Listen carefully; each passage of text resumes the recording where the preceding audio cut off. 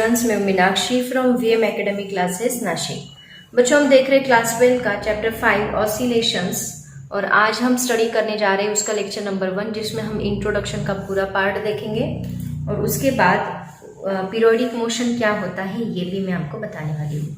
तो स्टार्ट करते हैं आज का लेक्चर। सबसे बेसिक से हम लोग स्टार्ट करेंगे।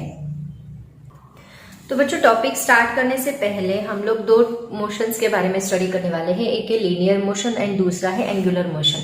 ऑलरेडी हमें इसके बारे में पता है, ऑलरेडी हमने रोटेशनल डायनेमिक्स में बहुत डिटेल में इसको पढ़ा है, बट आज मैं थोड़ा सा इंट्रोडक्शन आपको देने वाली हूँ। लीनियर मोशन क्या होता है। मान लो यहाँ पे कोई व्हीकल है, हम कंसिडर करते हैं यहाँ पे एक व्हीकल है। वो व्हीकल यहाँ स्ट्रेट पाथ में जा रहा है, मतलब डिस्टेंस चेंज कर रहा है, डिस्प्लेसमेंट चेंज कर रहा है विथ रिस्पेक्ट टू टाइम। मतलब पहले इनिशियली वो ए पॉइंट पे था, अब बी पॉइंट पे गया, तो उसने क्या किया, इतना डिस्प्लेसमेंट मान लो 10 सेकेंड्स में कवर किया। तो हम ये मान लो 1 मीटर डिस्टेंस है, ओके फॉर एग्जाम्पल। तो उसने 1 मीटर डिस्टेंस कितने सेकेंड में कवर किया, 10 सेकेंड्स में कवर किया। तो ऐसे मोशन को हम लोग क्या बोलते हैं, लीनियर मोशन बोलते हैं। एंड एंगुलर मोशन मतलब क्या, मतलब इसको डिफाइन किया जाए तो कैसे कर सकते हैं, an object which pass in a straight line which travels in a straight line, ऐसे हम लोग बोल सकते हैं। या फिर an object moves in a straight line, then it is called as linear motion. But angular motion में देखो, मान लो यहाँ पे कोई एक थ्रेड हमने लिया और थ्रेड को हमने स्टोन टाई किया और ये फिक्स पॉइंट रखा और इस स्टोन को हम लोग ऐसे रोटेट कर रहे हैं, ठीक है। या फिर कोई आदमी यहाँ पे खड़ा, वो खुद के मतलब अराउंड इटसेल्फ वो रोटेट हो रहा है, ऐसे रोटेट हो रहा है, तो भी हम इसको क्या बोलेंगे, this is also called as angular motion. मतलब देखो ये क्या चेंज कर रहा है, पहले यहाँ पे था, फिर यहाँ पे आ गया, इसने एंगल चेंज किया, फिर यहाँ पे आ गया, एंगल चेंज किया, यहाँ पे आ गया, एंगल चेंज किया। मतलब ये कंटिन्यूअसली क्या चेंज कर रहा है, इट्स एंगल चेंज कर रहा है, तो इसको हम कहेंगे एंगुलर मोशन। तो ऐसे दो मोशन है, एक है लीनियर मोशन, दूसरा है एंगुलर मोशन। देखते दोनों की डेफिनेशन बहुत ही सिंपल है। देखो मैं बताती हूँ आपको डेफिनेशन। तो बच्चों, आपके टेक्स्ट बुक पे उन्होंने ये क्वेश्चन ही किया है। सबसे पहला क्वेश्चन उन्होंने वही पूछा है, can you recall me what do you mean by linear motion and angular motion. जैसे कि मैंने आपको बताया, an object when moves in a straight line then it is said to have linear motion. And second, when an object when revolves around a fixed point, या फिर उसको हम centre कहेंगे, और rotate around itself, then it is also said to have a angular motion. तो ऐसे दो type की मोशन हम लोग यहाँ पे स्टडी करने वाले हैं। उसके बाद देखो नेक्स्ट हम लोग स्टडी करेंगे, that is the harmonic motion. क्या होता है हार्मोनिक मोशन, मतलब ये सभी बेसिक कंसेप्ट है जो हम लोग यूज करने वाले। इसके लिए पहले हम लोग इसको स्टडी करेंगे, उसके बाद आगे चलेंगे। हार्मोनिक मोशन मतलब क्या होता है। तो बच्चों, हार्मोनिक मोशन मतलब क्या, मान लो पेंडुलम हमने लिया, ओके। तो पेंडुलम क्या करेगा, सबसे पहले यहाँ पे है, तो यहाँ पेंडुलम की जो ये पोजीशन होती है इसको हम कहते हैं मीन पोजीशन। यहाँ पे पोजीशंस भी आपको पढ़नी है, बहुत इंपॉर्टेंट है। इसको कहा जाता है मीन पोजीशन, या फिर इसका और एक नाम है, that is the equilibrium position, या फिर रेस्ट पोजीशन भी बोला जाता है। इक्विलिब्रियम पोजीशन या फिर रेस्ट पोजीशन, ओके। वैसे अलग अलग नाम है। मतलब ये रेस्ट कर रहा है, यहाँ से कुछ भी हिल नहीं रहा, मूव नहीं हो रहा है, तो उसको हम कहेंगे मीन पोजीशन, इक्विलिब्रियम पोजीशन या फिर रेस्ट पोजीशन। तो ये पेंडुलम को हमने यहाँ से हटाया, यहाँ से हटाने के बाद वो यहाँ पे आएगा। तो यहाँ पे आने के बाद ये जो उसकी पोजीशन मैक्सिमम वो यहाँ तक गया, ओके। वापिस यहाँ से अगर हमने छोड़ दिया उसको, तो वो वापिस वो यहाँ पे आएगा, वापिस यहाँ पे जाएगा। तो मैक्सिमम दोनों साइड में मान लो वो यहाँ तक जा रहा है, इस साइड में यहाँ तक जा रहा है, इस साइड में यहाँ तक जा रहा है। तो इसको कहा जाएगा, जो इस साइड में जाएगा इसको कहा जाएगा positive extreme position. Sign conventions भी मैं आपको बताऊंगी। इसको कहा जाता है पॉजिटिव एक्सट्रीम पोजीशन, मतलब इस साइड में गया तो वो पॉजिटिव डिस्प्लेसमेंट, इतना डिस्प्लेसमेंट इसने कवर किया, इसको हम प्लस एक्स कहेंगे। जब वो यहाँ से आएगा, यहाँ से इस साइड जाएगा, तो इसको हम कहेंगे निगेटिव एक्सट्रीम पोजीशन। इसको हम क्या कहेंगे, निगेटिव एक्सट्रीम पोजीशन, ओके। मतलब इस साइड जा रहा है तो वो इसने इतना डिस्प्लेसमेंट कवर किया, इसको हम कहेंगे माइनस एक्स। तो देखो हर एक पार्टिकल की टेंडेंसी है कि उसको मीन पोजीशन की तरफ ही आना है। मतलब इसका जो फोर्स है वो यहाँ पे गया, या अब हमने उसको फोर्स लगाया था, हमने फोर्स लगाया, खींचा उसको यहाँ तक, ओके। बट वो पार्टिकल की टेंडेंसी है, उसका जो फोर्स है वो हमेशा कहाँ लगता है, towards the mean position. Force हमेशा टूवर्ड्स द मीन पोजीशन रहेगा। यहाँ पे भी फोर्स कहाँ लगेगा, towards the mean position, okay. तो ये जो पार्टिकल की टेंडेंसी ये हम सब बाद में स्टडी करेंगे, अभी फिलहाल बस इतना है। तो इसको मीन पोजीशन कहा जाता है, इसको पॉजिटिव एक्सट्रीम पोजीशन, इसको नेगेटिव एक्सट्रीम पोजीशन। इस साइड का डिस्प्लेसमेंट उसने कवर किया +x, इस साइड का डिस्प्लेसमेंट उसने कवर किया -x। फोर्स हमेशा लगेगा टुवर्ड्स द मीन पोजीशन, और ये जो पाथ ये कवर करेगा इसी को कहा जाता है ऑसिलेटरी मोशन। इसको क्या कहा जाता है? Oscillatory motion. और इसी का दूसरा नाम होता है हार्मोनिक मोशन।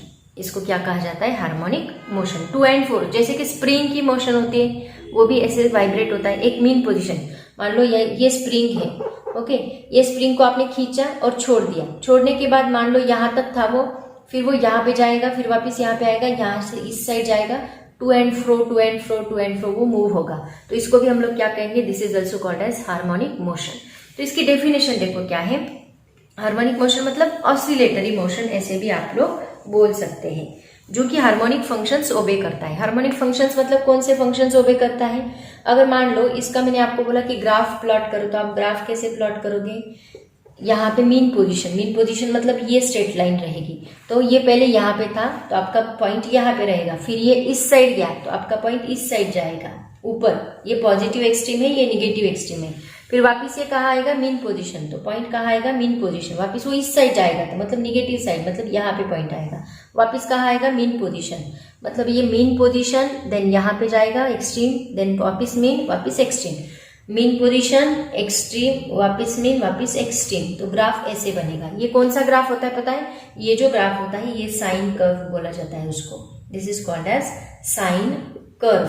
साइन कर्व या कोसाइन कर्व, इसीलिए इसको कहा जाता है कि हार्मोनिक मोशन मतलब एक ऑसिलेटरी मोशन जो क्या कर रहा है? Which obeying harmonic functions. Harmonic functions मतलब कौन से फंक्शंस? ये वाले functions, harmonic functions. Harmonic function मतलब साइन कोसाइन के जो फंक्शन है उसको ओबे करता है, जो मोशन ओबे करता है उसको कहा जाता है ऑसिलेटरी मोशन, और it is also called as harmonic motion. तो इसकी डेफिनेशन देखो क्या है। इसके ऊपर भी आपके बुक में क्वेश्चन पूछा गया है, what is mean by harmonic motion? An oscillatory motion which obeying harmonic functions is called as harmonic motion. Harmonic function मैंने आपको बताया कौन से? जो वेलोसिटी, एक्सेलरेशन, डिस्प्लेसमेंट के होते हैं, represented using sine and cosine function. Then this functions are a part of harmonic functions. Okay, तो ये हुआ 2-3 डेफिनेशन हमने स्टडी की। पहली लीनियर मोशन क्या होती है, एंगुलर मोशन क्या होती है, एंड हार्मोनिक मोशन क्या होती है। अब देखते हैं नेक्स्ट पॉइंट, जो ये था आपका 5.1 इंट्रोडक्शन। अब देखते हैं 5.2 क्या है। तो बच्चों नेक्स्ट पॉइंट देखो क्या है, explanation of periodic motion. Periodic motion का मतलब क्या होता है ये मैं आपको बताती हूँ। अभी हमने पेंडुलम का एग्जाम्पल लिया था। तो पेंडुलम पहले यहाँ पे था, फिर यहाँ से यहाँ गया, वापिस यहाँ पे आएगा, वापिस यहाँ पे जाएगा। तो ये मोशन देखो, ये पाथ उसने कवर किया। ये क्या है? इसने कवर किया हुआ पाथ, ऐसा पाथ वो कवर कर रहा है। तो ये वापिस रिपीटेडली, मान लो इसको इतना पाथ कवर करने के लिए 1 सेकेंड लगा। ओके, मतलब 1 सेकेंड में उसने एक ऑसिलेशन कंप्लीट किया, ऐसे हम लोग बोल सकते हैं। This is 1 oscillation. मतलब यहाँ से जाएगा, वापिस यहाँ पे जाएगा, वापिस यहाँ पे आएगा। ये तो सेकेंड यहाँ पे आने के बाद जो कंप्लीट होगा उसको हम कहेंगे 1 ऑसिलेशन। Okay, 1 oscillation. तो एक ऑसिलेशन कंप्लीट करने के लिए उसको 1 सेकेंड लगा, तो 2 ऑसिलेशन कंप्लीट करने के लिए उसको 2 सेकेंड लगेंगे, 2 ऑसिलेशन कंप्लीट करेगा। उसके बाद 3 ऑसिलेशन कंप्लीट करने के लिए 3 सेकेंड्स लगेंगे। इसका मतलब कि हर एक 1 सेकेंड में after regular interval of time में वो क्या कर रहा है? अपना पाथ रिपीट कर रहा है, और इसी को कहा जाता है पीरियोडिक मोशन। पीरियड का मतलब होता है 1 सेकेंड या time required to complete 1 oscillation. इसको कहा जाता है पीरियड, मतलब टाइम। पीरियड का ही मीनिंग होता है टाइम।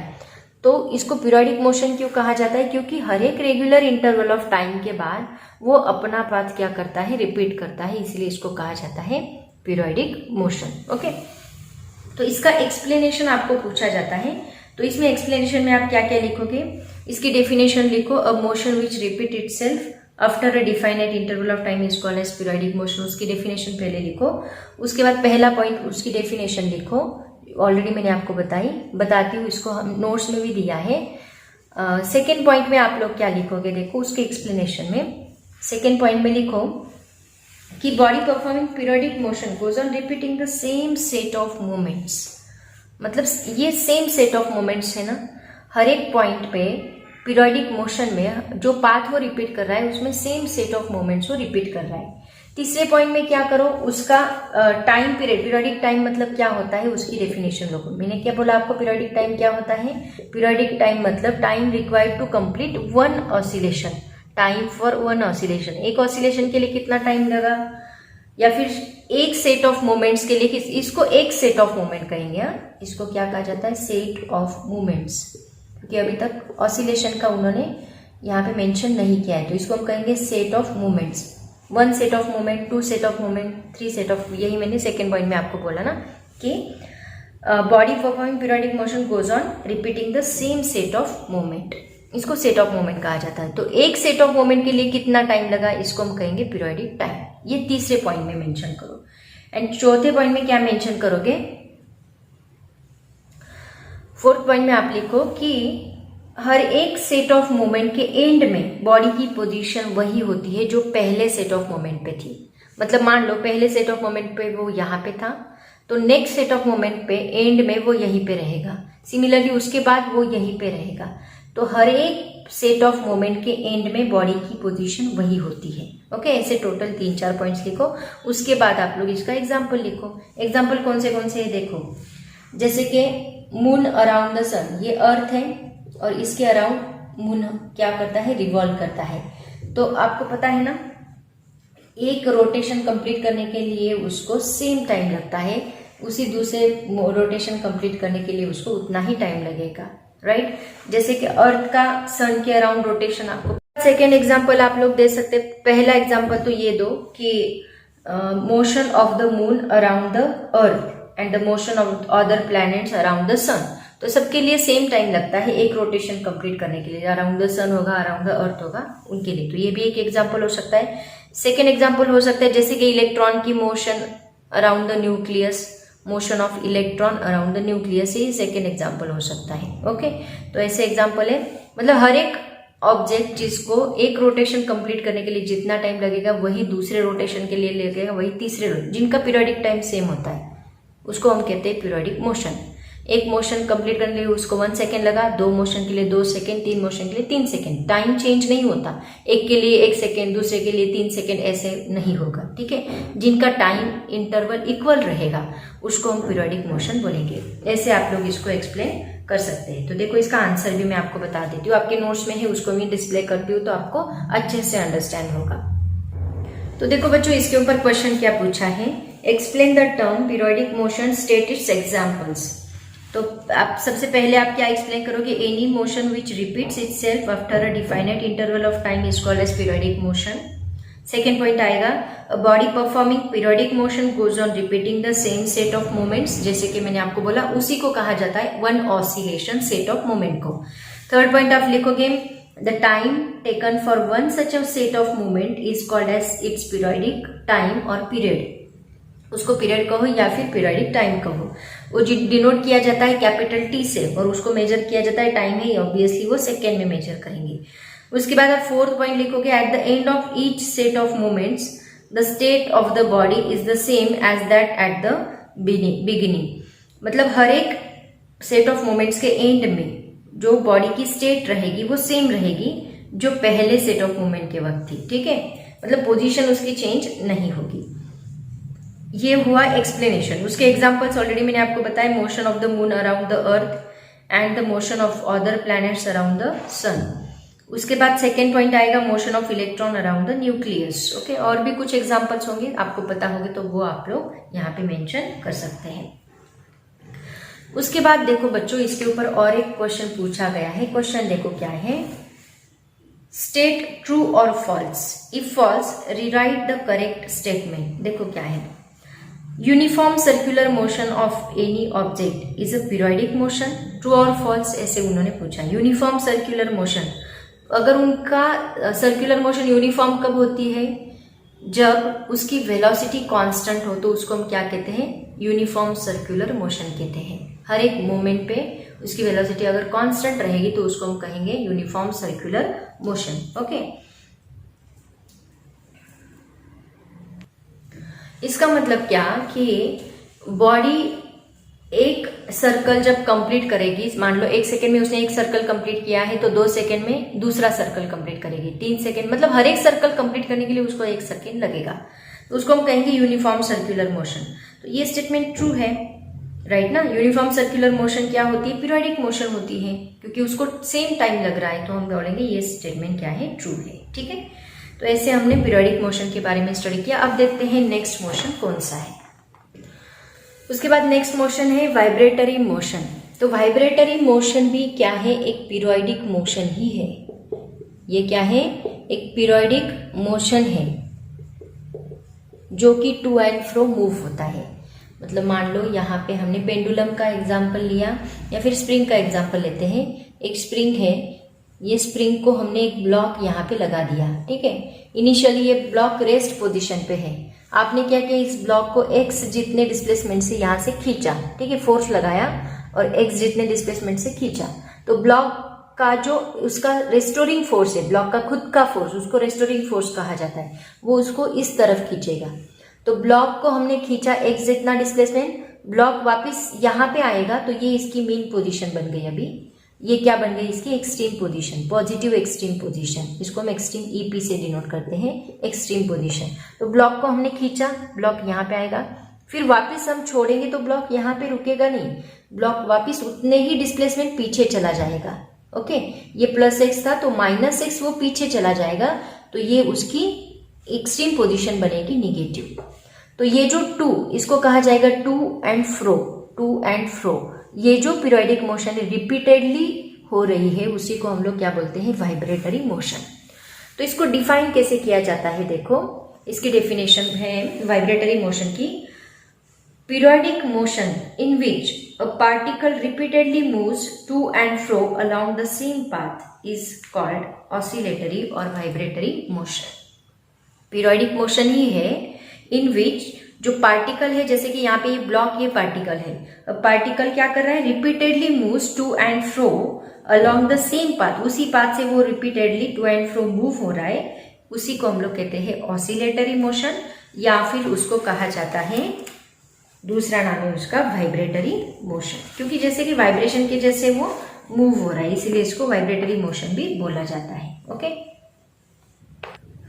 उसके बाद देखो बच्चों, आपके टेक्स्ट बुक के पेज नंबर 109 पे उन्होंने क्वेश्चन पूछा है, can you give some practical examples of oscillation in our daily life.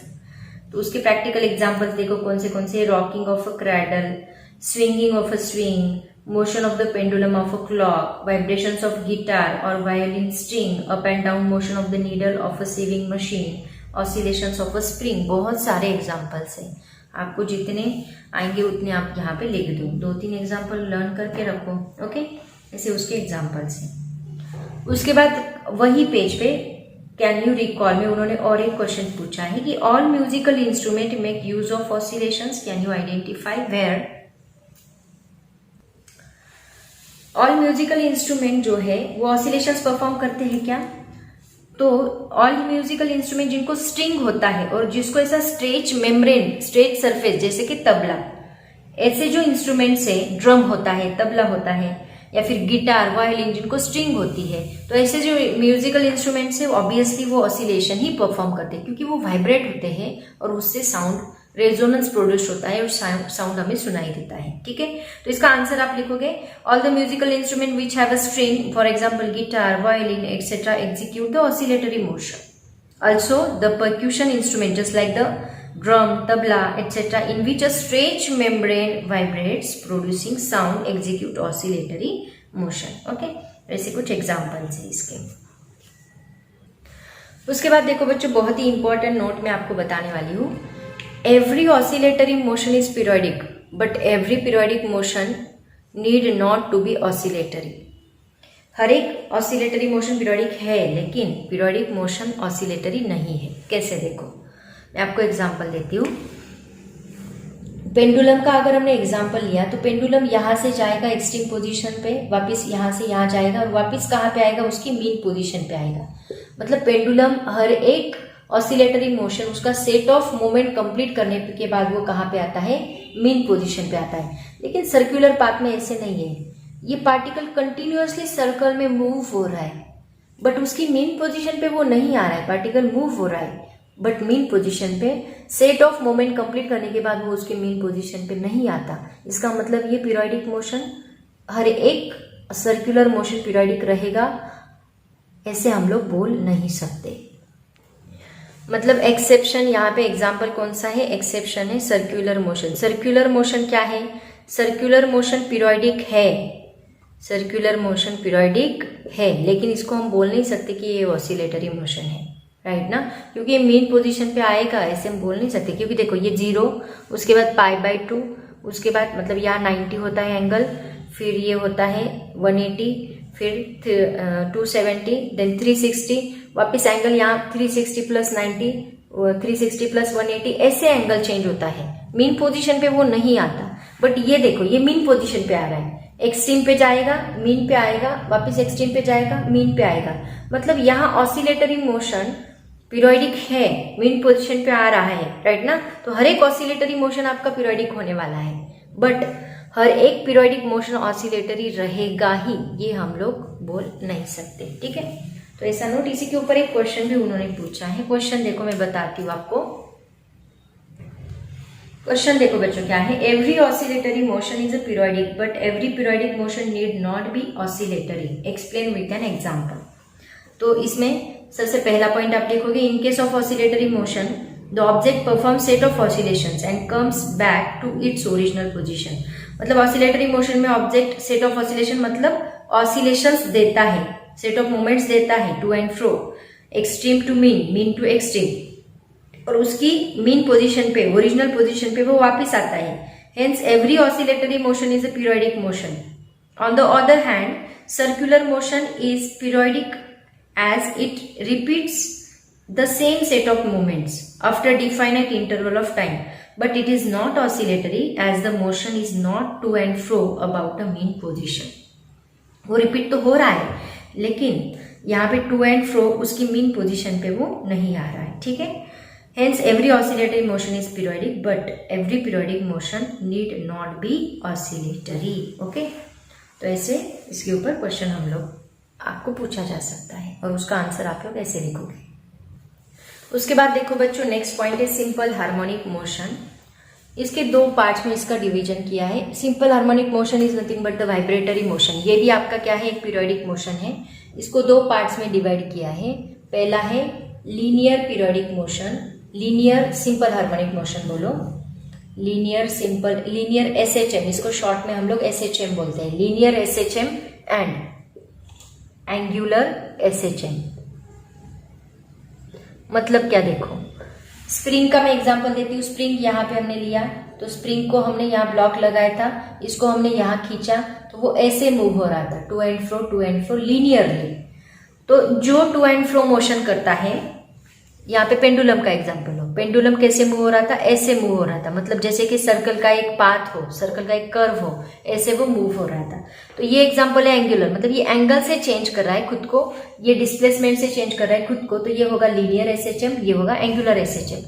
तो सबसे पहले सिंपल हार्मोनिक मोशन की डेफिनेशन कौन सी आएगी, जो वाइब्रेटरी मोशन की डेफिनेशन है वही सिंपल हार्मोनिक मोशन की रहेगी। उसके दो पार्ट्स, अगर पाथ लीनियर है तो उसको हम बोलेंगे लीनियर SHM, अगर पाथ एंगुलर है तो मतलब it is a curve path of any circle, then it is said to be angular SHM। तो बहुत ही सिंपल पॉइंट है, इसके ऊपर भी आपको क्वेश्चन पूछा है, define the simple harmonic motion and when can it be said to be simple linear and when it can be said to be angular. ऐसे उन्होंने क्वेश्चन पूछा है, उसका आंसर आपको ऑब्वियसली आएगा, बहुत ही सिंपल है। तो देखो बच्चों, इसके ऊपर क्या क्वेश्चन पूछा है, define the simple harmonic motion when can it be said to be linear simple harmonic motion and angular simple harmonic motion. तो सबसे पहले डेफिनेशन आएगी सिंपल हार्मोनिक मोशन की, the oscillatory periodic motion in which every particle of the oscillating body moves to and fro about its mean position along the certain fixed path। ये सभी periodic motion है, ये तो आपको याद रखना है। Vibratory motion, simple harmonic motion, ये सभी क्या है, पीरियोडिक मोशन से, जो कि टू एंड फ्रो मूव होती है और उसके मीन पोजीशन पे वो वापस आती है after certain fixed path, then it is called as simple harmonic motion. अब इसमें दो हमने देखा, लीनियर, लीनियर मतलब क्या बोला मैंने, जो स्ट्रेट लाइन में होती है। If the path followed by particle in a simple harmonic motion is straight line, the motion is said to be linear simple harmonic motion. जैसे कि spring, and if the path followed by particle in a simple harmonic motion is an arc of a circle, जैसे कि pendulum, it is said to be angular simple harmonic motion. Okay, अब इसका last point बचा है, that is the period of periodic motion. Already मैंने इसके बारे में आपको बताया, period of periodic motion. Period का मतलब क्या होता है? Time required to complete one oscillation, ये भी इसकी डेफिनेशन आ सकती है। पीरियोडिक मोशन बोलो, ये भी इसकी डेफिनेशन आ सकती है। क्या कि ये पेंडुलम है, ये पेंडुलम जब यहाँ से जाएगा वापिस आएगा, यहाँ पे जाएगा वापिस आएगा, मतलब इसको इतना पाथ कवर करने के लिए कितना टाइम लगा, उसकी मीन पोजीशन पे वापिस आने के लिए कितना टाइम लगा, उस टाइम को हम लोग क्या बोलेंगे? Period of periodic motion. तो इसको डिफाइन कैसे करोगे? The smallest interval of time after which the two and fro motion is repeated is called its period. उसी को डिनोट किया जाता है कैपिटल टी से, ऑफ पीरियोडिक मोशन। ओके, उसके बाद है नेक्स्ट डेफिनेशन, ये पीरियड, ये पहली डेफिनेशन होगी। उसके बाद सेकेंड डेफिनेशन है फ्रीक्वेंसी। फ्रीक्वेंसी मतलब क्या? देखो, फ्रीक्वेंसी ये फर्स्ट डेफिनेशन है period of periodic motion. Second definition आती है फ्रीक्वेंसी। अब time required to complete one oscillation मतलब पीरियड, इसका उल्टा क्या होता है? फ्रीक्वेंसी होता है। That means number of oscillations completed in 1 second. Number of oscillations, already ये डेफिनेशन हमने बहुत बार स्टडी की है। Number of oscillations in 1 second मतलब पर यूनिट टाइम, ये इसका डेफिनेशन रहेगा। अब इसका जो एसआई यूनिट होता है, एसआई यूनिट ऑफ टाइम क्या होता है? एसआई यूनिट ऑफ टाइम क्या होता है? सेकेंड। और इसका SI unit of frequency, frequency के लिए हम एन यूज करते हैं, या फिर आप लोग न्यू भी यूज कर सकते हो, न्यू या एन, ये होता है हर्ट्ज। ओके, इसको HZ ऐसे भी डिनोट किया जाता है। ठीक है, तो ये दो डेफिनेशन भी आप लोग याद रखोगे। फ्रीक्वेंसी, पीरियड मतलब time required to complete one oscillation, and frequency मतलब number of oscillations in 1 second या फिर 1 time, unit time, then it is called as frequency of the periodic motion. Okay, उसके बाद देखो बच्चों, can you tell me text book के page number 109 पे और एक क्वेश्चन उन्होंने पूछा, is the motion of a leaf of a tree blowing in the wind periodic. मतलब लीफ है, विंड की वजह से ब्लो कर रहा है, ऐसे वाइब्रेट हो रहा है, तो क्या वो पीरियोडिक रहेगा? नेवर, क्योंकि उसका पीरियड जो है वाइब्रेशन का वो थोड़ी ना सेम रहेगा, तो वो पीरियोडिक नहीं हुआ। Why? The leaf of a tree blowing in the wind oscillate but its oscillation do not have a fixed period, मतलब फिक्स टाइम नहीं है। Thus although it is to and fro motion, it can not be considered a periodic motion, क्योंकि उसका period fix नहीं है। इससे आप लोग इसका आंसर लिखोगे। तो बच्चों ये था हमारा 5.1 एंड 5.2, पूरा थ्योरेटिकल है, बहुत सिंपल है, अगर एक बार रीड करोगे तो समझ में आ जाएगा। अभी 5.3 के आगे के जो क्वेश्चंस है उसमें बहुत सारे इक्वेशंस हम लोग स्टडी करने वाले हैं। ठीक है, equation of simple harmonic motion, उसका डिफरेंशियल इक्वेशन एटसेट्रा सभी, वेलोसिटी का इक्वेशन, एक्सेलरेशन का इक्वेशन, ये सभी हम लोग यहाँ पे स्टडी करेंगे। तो वो हम लोग नेक्स्ट लेक्चर में देखेंगे। आज के लिए इतना काफ़ी है, पढ़ाई करते रहो। Thank you so much and bye bye.